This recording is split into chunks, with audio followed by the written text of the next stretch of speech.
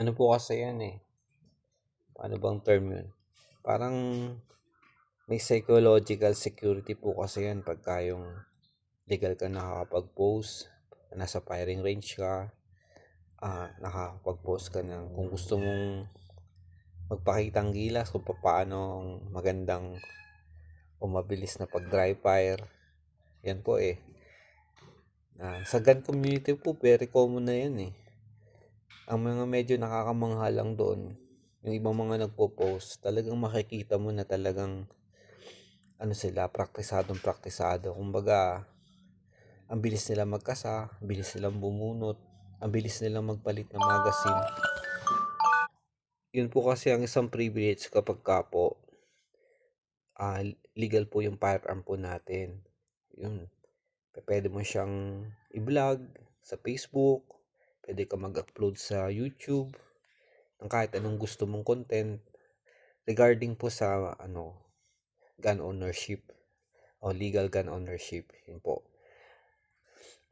Tapos po, basta nasa tama ka naman pong venue, wala naman pong masama na post mo yung mga firearm mo na gusto pong ano. Ang bawal naman kasi yung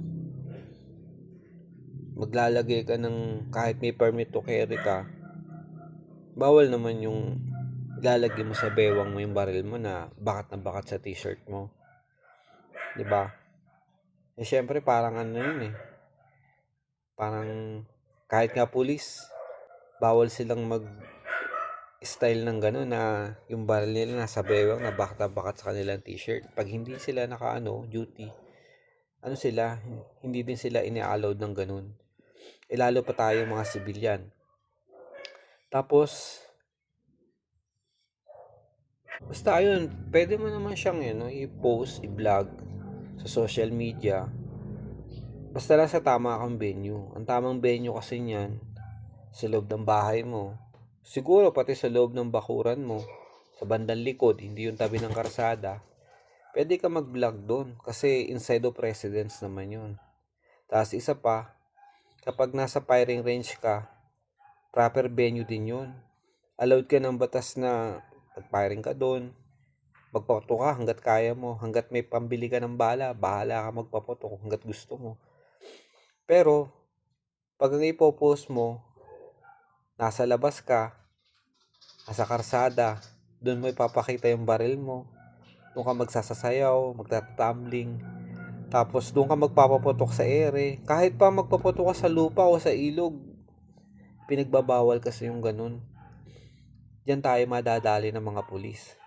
Pero kung susundin natin yung nasa rules and regulation ng firearm ownership, wala namang problema kung i-post natin sa social media yan.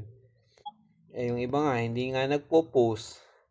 Nakagitgitan lang sa karsada. Konting bagay, may agad ang ulo, nang bubunot na ng baril niya. Hindi ka nga nag-post pero may ganun ka namang ugali. Tapos meron, hindi ka nga nagpo-post. Pagkakalasing ka naman, nagpapaputo ka. Idadahilan mo, meron kang lisensya. Kahit lasing ka, nagdadrive ka ba din? Tapos pag may nakagitgitan ka, ayan, lalabas mo yung baril mo. Yun ang masama po kasi pagka mga ganun na. Tapos pag bagong taon, kumo ang dami nagpapaputok ng mga labintador, ganun po. Sasabayan mo naman ng putok ng baril mo tapos itututok mo pa sa ere. Napaka-responsible po ng pagiging gun owner pagka po ganun. Kasi hindi mo alam kung saan po tatama yan eh. Paano kung may tamaang tao? Opo. Kaya po yan po ang natin. Privilege po natin yan.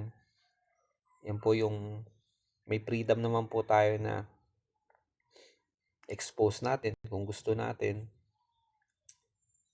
Basta proper venue lang po tayo at saka meron po tayo mga proper mga kailangan po ng mga dokumento.